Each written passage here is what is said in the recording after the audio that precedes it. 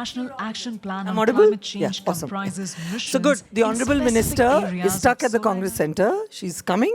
Meanwhile, we've been asked to start, so we will start. I'll start with a very brief round of introductions. We have Seema Arora, who's the head of the Center for Sustainability at CII. She's here, and we're so happy to have her here. We have Meagan Fallone. Meagan is going to introduce herself. And then we have Gisela Solymos, who will also introduce herself. And we have Luvoyo, Rani from South Africa. Gisela is from Brazil. Meagan has worked for many years in India, but right now she's based out of Geneva. I'm Neelam Chhiber. I'm the co-founder of Industree Foundation, based out of Bangalore in India. I'll quickly have you guys just do a 1 minute or 30-second introduction of yourselves. Thank you so much. It's been amazing to be next to amazing women, next to me, only men. And you could see that really the topic is much more relevant, and I think something that become normalized now. My name is Luvoyo, and I'm based in South Africa, in Cape Town, and I'm part of the social entrepreneur, and I work with the women and the youth in the township and rural areas.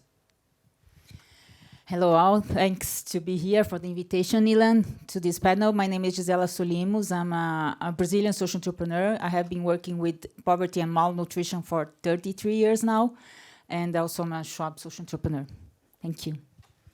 I'm Meagan Fallone. I'm a native New Zealander and was living in India for 15 years, running something called the Barefoot College, which was founded by Sanjit Bunker Roy, and founded Barefoot College International, which is now a global program. I now have gone on to do things in digital technology for rural farmers and working with large NGOs to embed entrepreneurial concepts into the way they work. Yes. Good afternoon, everybody. Seema Arora. I work with CII, the largest industry association in India, representing over 10,000 companies. And what we do is basically work with industry to help them understand the business case for sustainability. How do they mainstream climate? We also work through the CII Foundation with communities, and working with women is a part of that agenda. Thank you. Thank you. So that was awesome. So I didn't have to do all the homework on the bios. Yeah. So I also just want to acknowledge that Luvoyo, Meagan, Gisela and we are now members of a very large global community of social innovators called Catalyst 2030, the founder of which, the co-founder, we are all co-founders, Jeru Bilimoria is here with us. Jeru is based out of Amsterdam. And through the phenomenal work that's happened of global social innovators getting together, the Schwab Foundation has set up a global alliance for social entrepreneurship. And the report we will be launching at the end of the session has acknowledgements of all these great actors bringing so many of us together. I'll quickly just share a brief background on equity, climate, and gender. Globally, there is a huge discussion on climate and how the global south is going to suffer enormously with climate change. And there's a lot of talk of the just transition. And I have been walking around Davos for some years, hearing all this, and I've always felt that why would communities just be victims of climate change? I think there is a huge potential for all communities to be mitigators of climate change. And that's why we talked, and that's what the key discussion on the panel is. I was at a biodiversity credits meeting just now. 80% of the world's biodiversity is lying with just 4 to 5% of indigenous populations, right? So therefore, now finally community and hence women are very much in the center of all the action around climate change. I was at a session with the Honorable Minister in the morning where we discussed that India has more than 8 million women, it's 90 lakh women in self-help groups. So the National Rural Livelihood Mission and our Honorable Finance Minister has committed more than $100 billion to have these women in self-help groups form SMEs that can then become self-sustainable. And how do we move private capital to these enterprises and businesses? But we are going to talk today about enterprises that are circular in nature. And we are talking about a green transition. So everything green need not be EVs. Yeah, it need not be. right? It is also about the fact that they can do circular economy value chains, such as banana bark value chain. So we have collectives who are supplying to IKEA. So 60 to 70% of carbon footprint lies in consumption. So whether it's food, whether it's fashion, whether it's lifestyle. So cars are just part of lifestyle, right? But otherwise, day to day, everything like the flooring, the carpeting, everything we're talking about.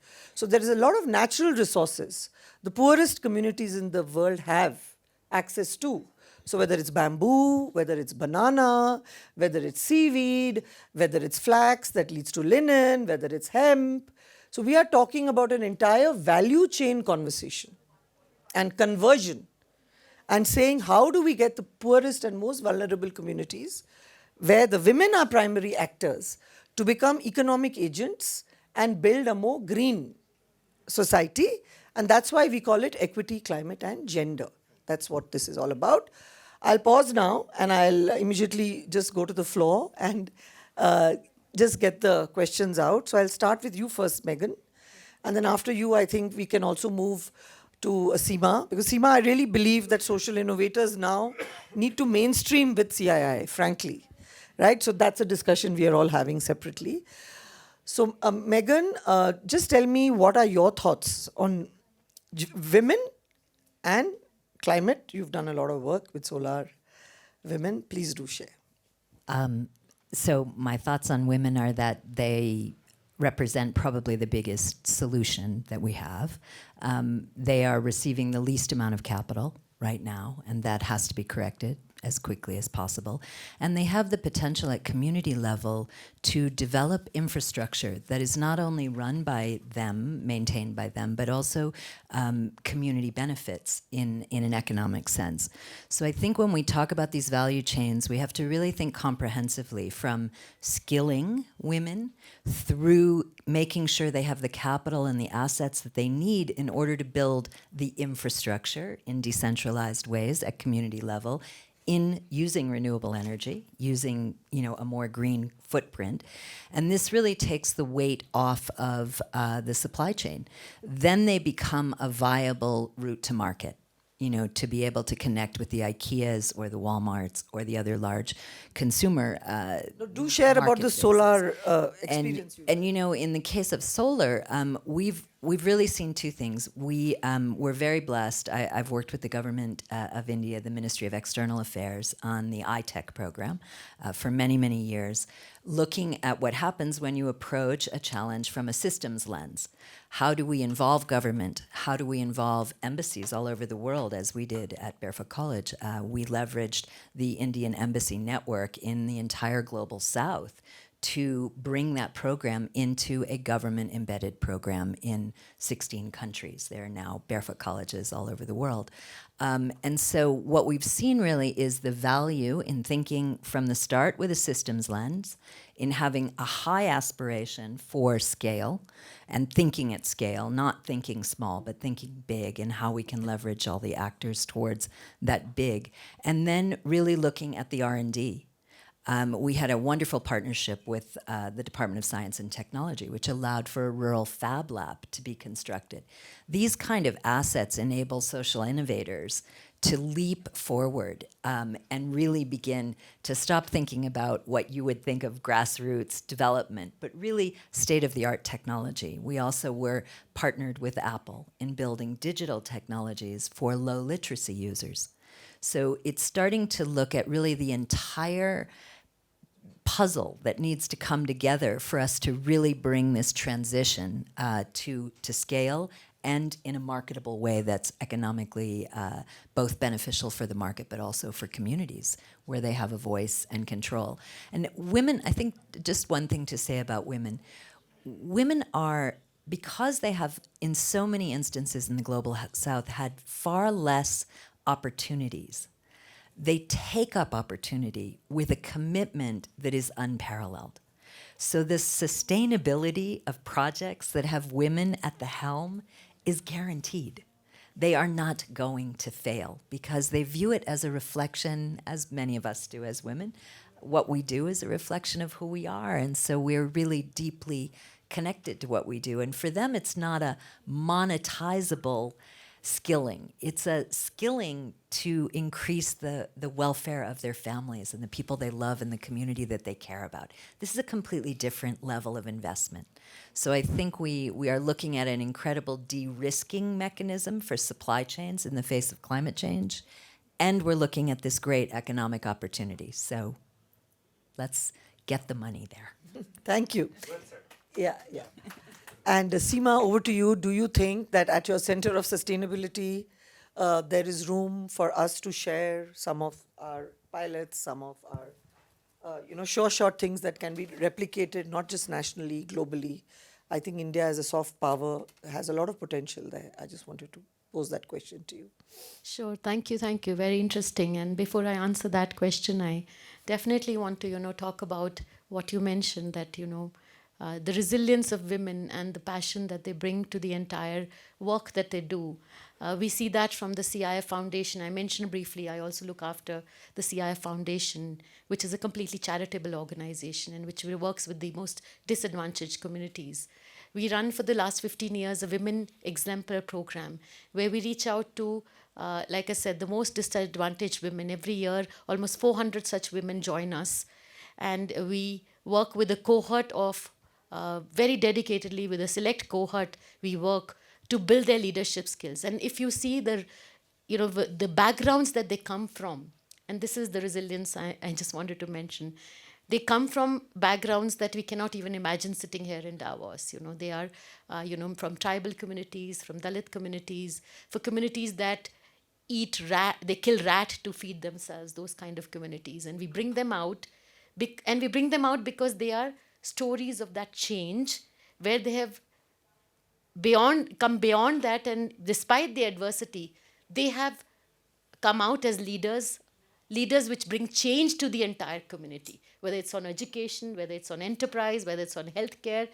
And what I want to really say is that these are the examples which give us faith that what you mentioned, that, how do we actually bring the investment into women, I think as CII, what we do is we train these women, we connect them to the CII ecosystem, we mentor them. So, we have people from the industry who mentor these women so that these women can start to access more funds, start to understand how to run bigger businesses, and then increase their scale. So I think there's so much potential to use networks like CII. And if we link the sustainability and the development world, as I call it, because right now there is less overlap. There's a development world which is talking of poverty elevation and vulnerabilities and the development agenda. And there's a sustainability world which is parallelly running. And we need to make the two meet. And that's what I try to do, through the foundation and the Center of Excellence. And I'll give another example. We actually work with 500 villages in Punjab and Haryana. You mentioned circularity. If you read in the papers, you may read about the horrendous air pollution that Delhi NCR faces every year. And part of the problem, not the only problem, is the burning of the rice waste. So as the CII, we actually found solutions for these farmers, right? And they were local entrepreneurs who created these solutions. We helped them scale them. We trained the farmers, we skilled them. And now at least 90% of the farmers in these 500 villages do not burn that. And we have been able to show them that there's a business case. So it's a sustainable model. It's not doles being given out, So again, I'm talking of this, the fact that you can actually, and the soil enriches, there's less carbon footprint, there's less air pollution. So it's a complete, circularity model with the community benefiting, the environment benefiting, and overall economic gain as well.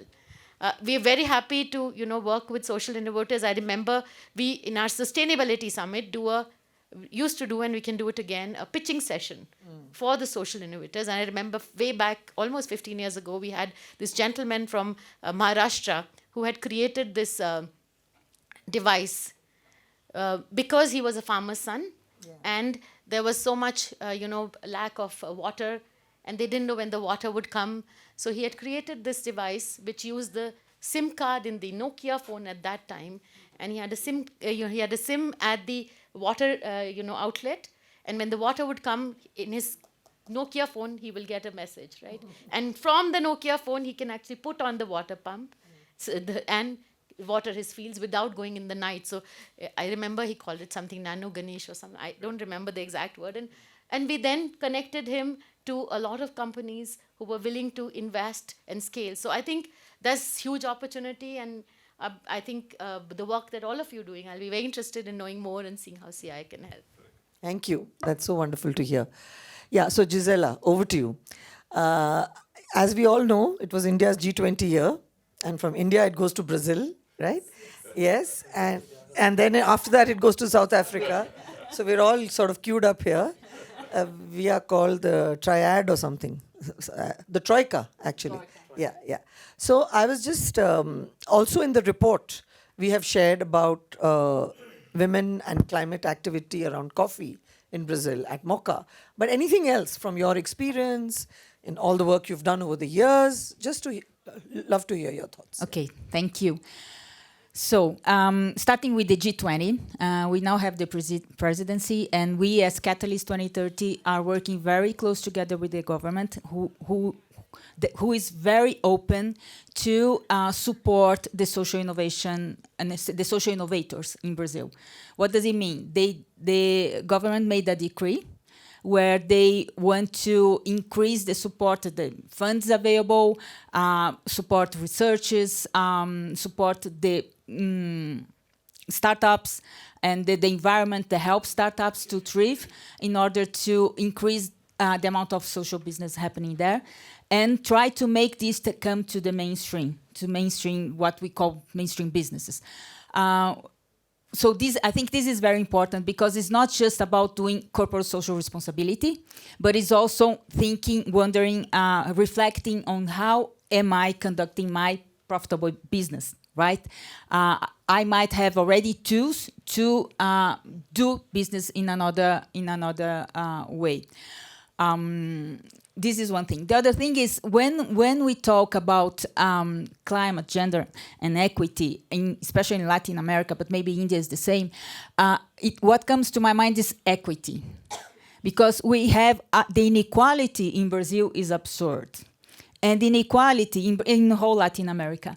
And inequality is one of the key factors that may provoke climate issues. I give you a very simple example. When I went to Haiti, because I'm the co-founder of the Center to Recover Malnourished Children in Brazil, and we develop projects all over Latin America and something in Africa. So first time I went to Haiti, we were landing, and I was seeing that island from above. There were no trees. There were no trees. We were talking about the tropical, equatorial, and then I found out because they don't have access to energy, so they burn any wood they find in order to cook. So it's very important that we have the big picture, and here, well, I can mention the concrete experience we have also in Latin America. But if we don't see, whatever we do, we need to look at it in a broader way, considering all the other factors. Not just, helping you to find a job, but if you have no fuel to cook your meal, this has an impact. That's the first simple message I want to share with you. Yeah. Thank you. So basically you're saying that you need an ecosystem approach. You can't solve for one thing. You'll have to look at an ecosystem approach. Yeah. Thank you, Gisela. Thanks for sharing that. And Luvoyo, over to you. First of all, I have to congratulate you for being the only male on this panel. It's an honor. Yeah. So thank you so much. Just to kind of put a context around South Africa, even around Africa now. So we have a biggest problem that we're finding now, unemployment of youth, especially women, 60% unemployed. And that makes it as part of the education and makes it, those young people becomes a problem around the system now, where we have problem around crime now because of causing with the youth sitting in the corners now. So what we do, we're providing these career and business centers where the youth in the township rural areas could walk in and get access now. But over time, what we've noticed, there are 4 barriers that we see. One is a digital literacy gap. For many people, young people and women that are sitting there, they don't have skills and also business skills now to run and even finding employment. That's one. Secondly, there's a scarcity mindset. So the thinking is more hand to mouth. So it's not bigger to see the abundance you see in terms of lack of like. And then thirdly, there's more distraction, like power load shedding. To extend that run your businesses, your power is not there. Distraction around crime and also around taxi strike, around politics now. So those affecting the business now. And then the fourth, it's a safety net. So most of, as businesses, they start from zero. So when you start from zero, it becomes difficult to able to build it now. But what we've seen as an opportunity, we've seen that there's a huge a community and a social capital. So once they start to come together, they're part of the program, they're growing in, and then now they becomes working together in that aspect now. And then part of the program, but also see second one, which is part of the opportunity, we created this forum session. It's a peer-to-peer mentorship. So monthly they meet, they look at their well-being, they talk about what's happening in their business and also in terms of revenue. And they create accountability and the growth, everyone grows. So that's how you see the growth as part of like, and the third, it's involving local universities where they come in, the students come in and consult with small businesses to make sure that they assist the small businesses. And the fourth one, what we talk all about, ecosystem that comes in now. In that aspect now, I'm giving a context now. So what is happening now in Africa now?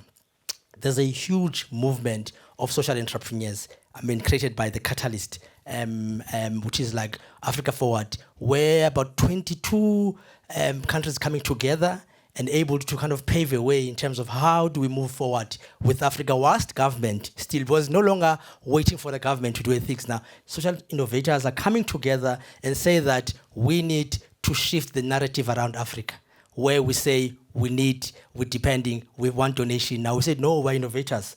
We can pave a way now. Secondly, from a funding, money must not, come to the usual suspect. It has to come in for many kind of entrepreneurs on the ground now. So funding is kind of looking at around that. And then the third one is just to work with the government around policy on the social economy. And then the fourth one, creating employment now. So it's in this good space now where that affects climate, gender equality, and 60% of those social enterprises are women.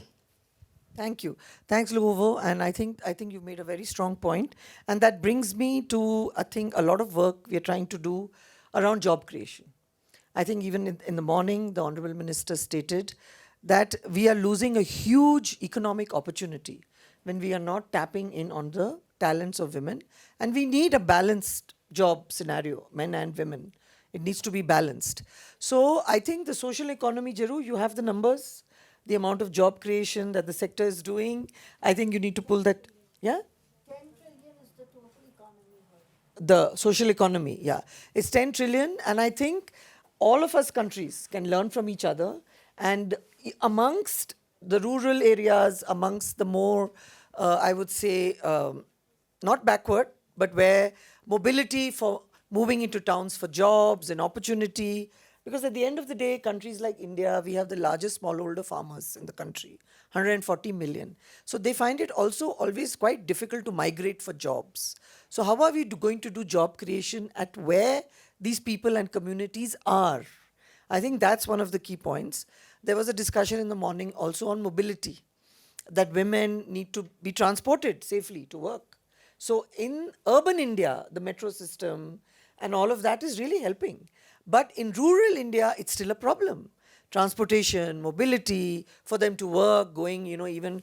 And we see that in some of the collectives that we have set up, women just have to walk a kilometer to work. So work goes to their doorstep. So this is a huge opportunity with the National Rural Livelihood Mission, the State Rural Livelihood Missions, to take work to the doorstep of the women. And we are really trying to promote, as you may all know, since this is equity, climate, gender, the Industree case study is talking about bamboo. Because all of a sudden, I think there's a huge action needed around the growth of carbon sequestering materials. So bamboo is the world's highest and largest, fastest carbon sequestering plant. So Industree worked with USAID, that's our organization, TREE, and not TRY, which CII represents. But we've just, with the help of USAID, launched a $15 million initiative called the Regenerative Agroforestry and Enterprise Fund. So the discussion in the morning was super interesting because it's how do we also attract private capital. So I think the whole social innovation sector has to really drive not just work around philanthropic capital, which is only offering social and environmental return, but also looking at financial return. So I think there were some excellent conversations, right, where there is a lot of commercial capital because all these collectives, all the startups, they can become self-sustainable. Because at the end of the day, they're going to sell the bamboo, they can sell the carbon credits, right? And they can sell biodiversity credits. These are all the discussions going on. And therefore, we are seeing a path to self-sustainability. We will see a path to attracting commercial capital. Because I think that is where a meeting point of social innovators and industry groups like CII will really come to bear.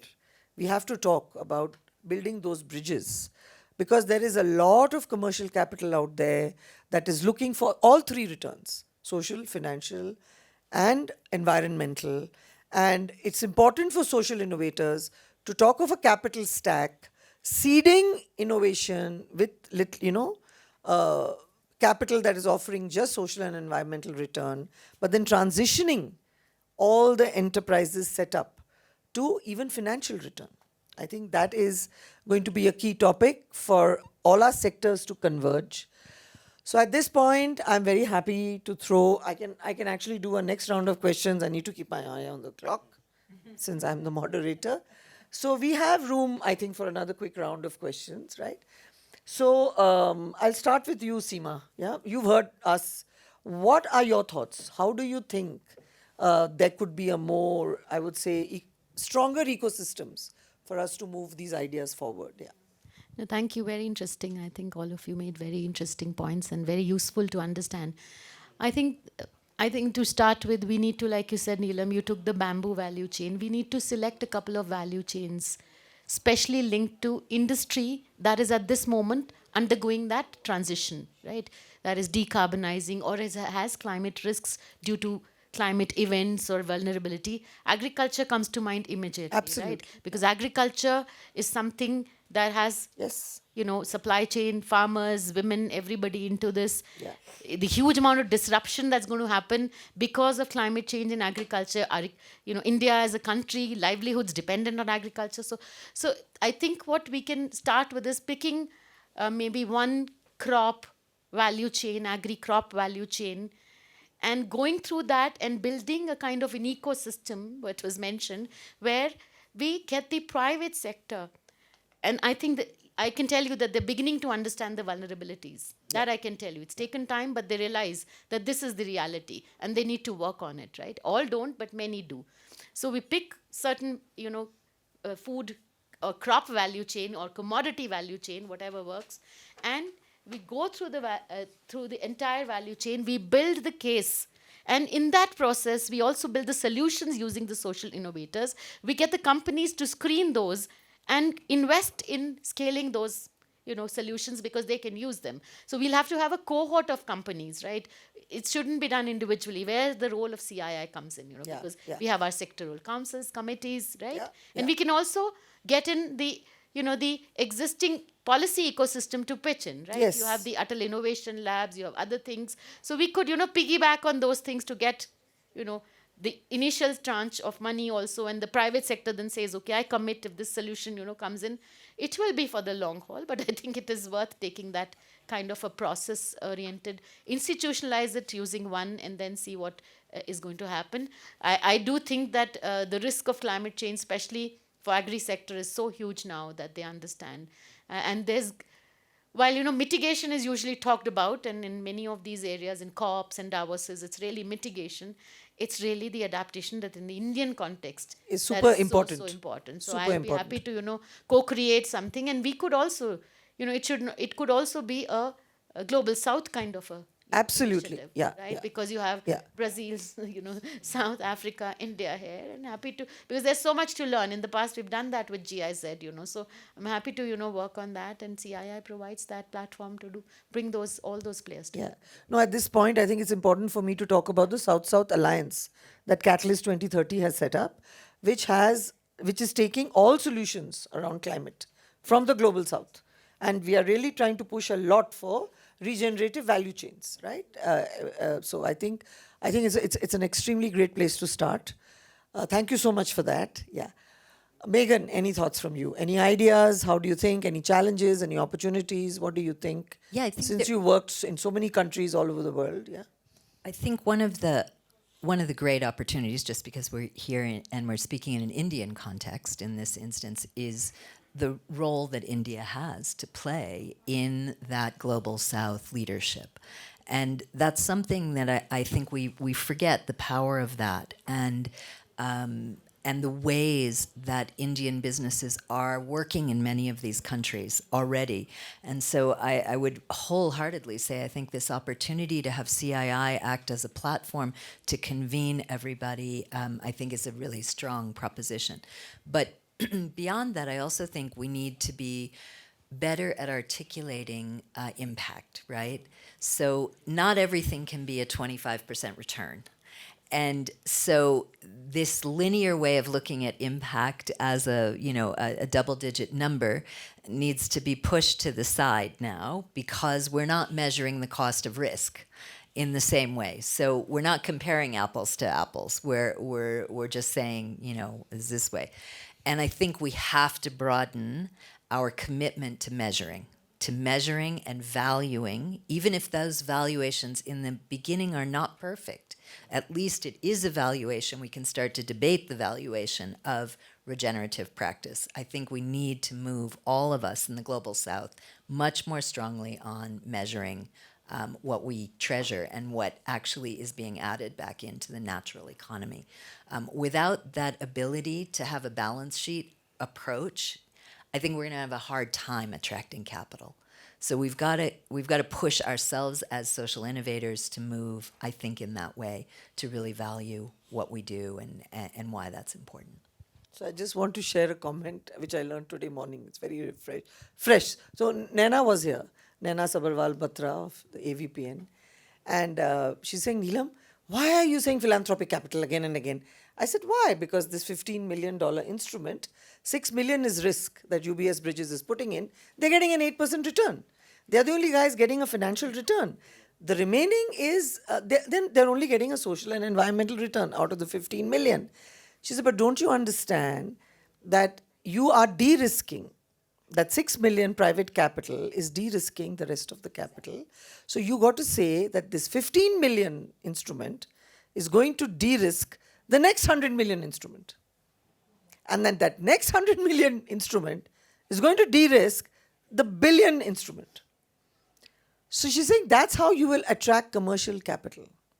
So I think we need some people with a finance background in social innovation.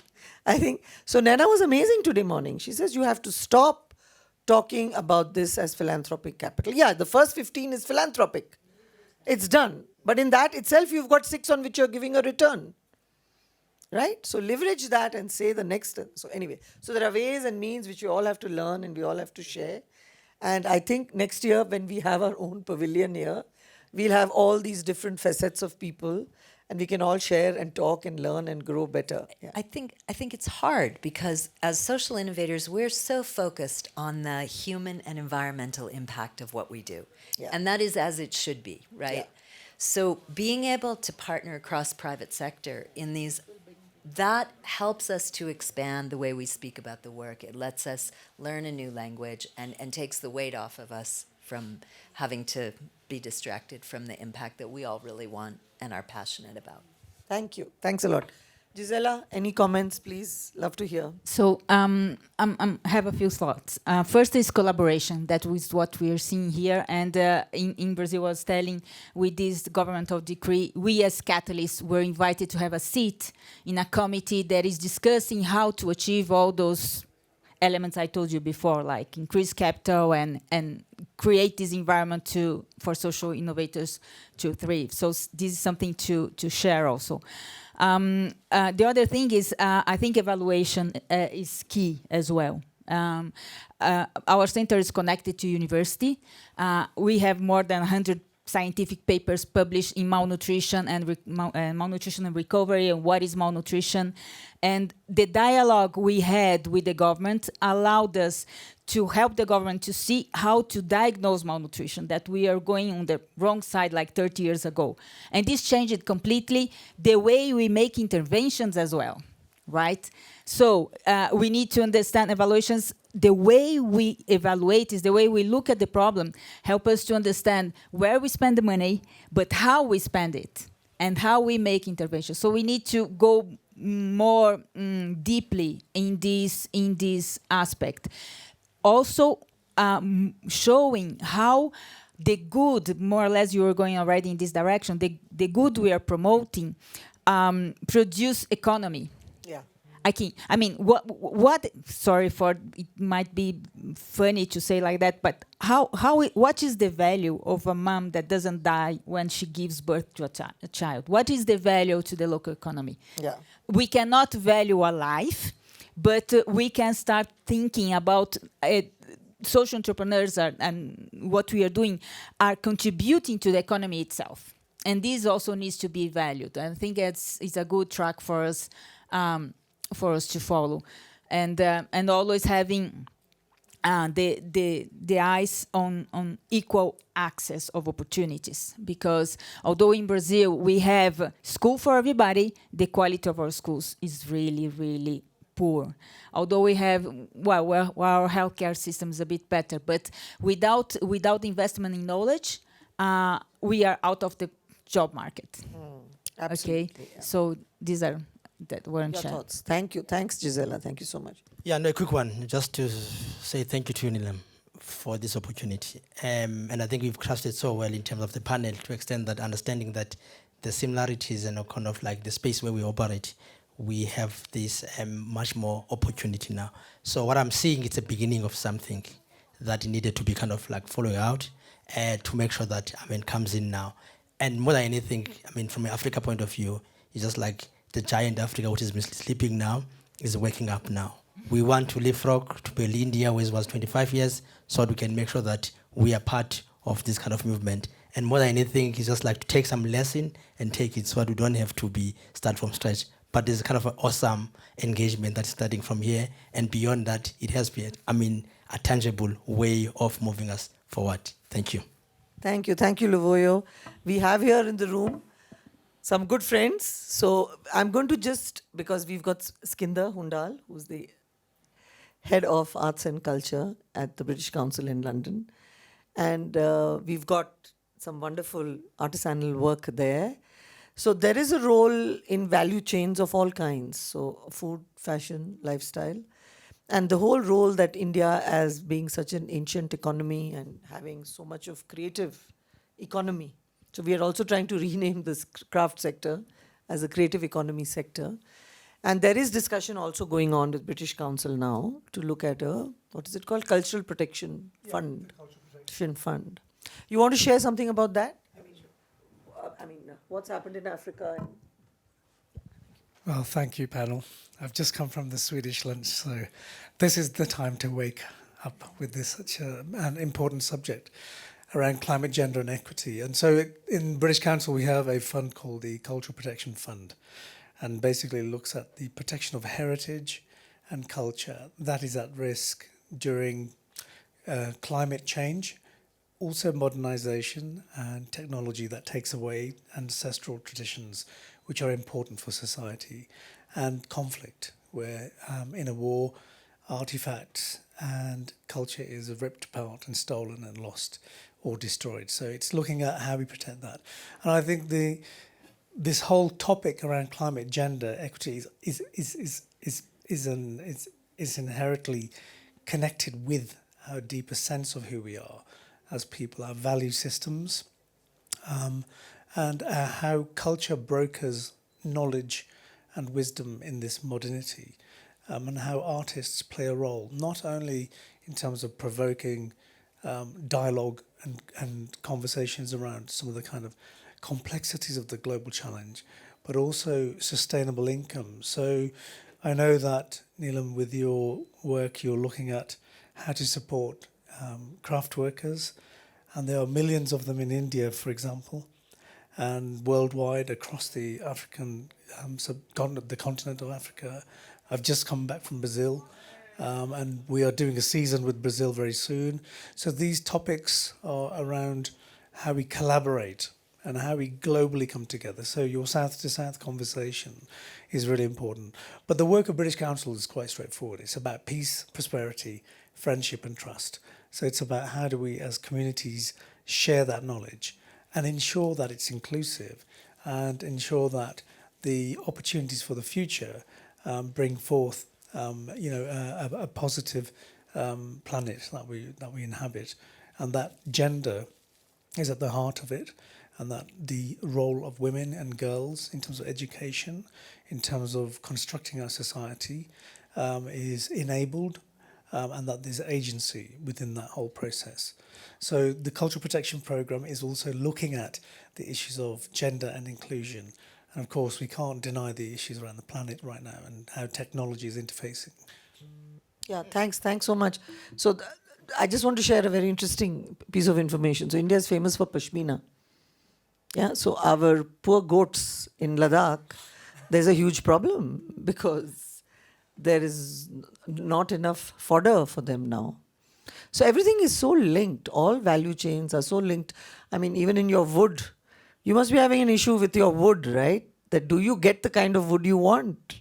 No, we used to use some different kind of wood, but that wood is not available. Available now. Yeah. So from the past 15 years, we have been like compelled to change the wood we use, because first we used to use teak wood, which is now very scarce right now, and right now which we are using is gulla wood. So we have shifted to that wood because A, it's a very soft wood, B, good for us to work, and C, it's a very fast growing wood. So now we have taken an initiative. As much we are cutting, we are making sure that we are planting it. Yeah, so that's great. That's wonderful. Okay, so thank you so much. Any comments? Anybody else wants to give? Jeru, do you want to make a comment? We have 4 minutes left. So we are going to launch the report. Okay? Yeah. Awesome. We're going to stand up and we're going to cut the ribbon and we're going to... Yeah, 1 second. And we're going to take a photo. So we're all jointly going to... One second. Come here, Lou. Okay. Yeah. Everyone take a photo. You're going to pull the ribbon. Come. Now, who's going to pull the ribbon? Pull. You, Neelam. You. Everybody pull. It doesn't matter. Yeah. Okay. Now we're going to take another picture. I've learned how to do this. You will hold one, Seema. You will hold one. You will hold one. Where's yours? Mine. Where's yours? Yeah. And now we take these pictures. You're giving us. Awesome. Lovely. Thank you so much. Thank you. Awesome. Congratulations. Oh, I'm sharing these yours. with you, Neelam. Please share. Share them with everybody. Yeah, yours. I have one. Lots of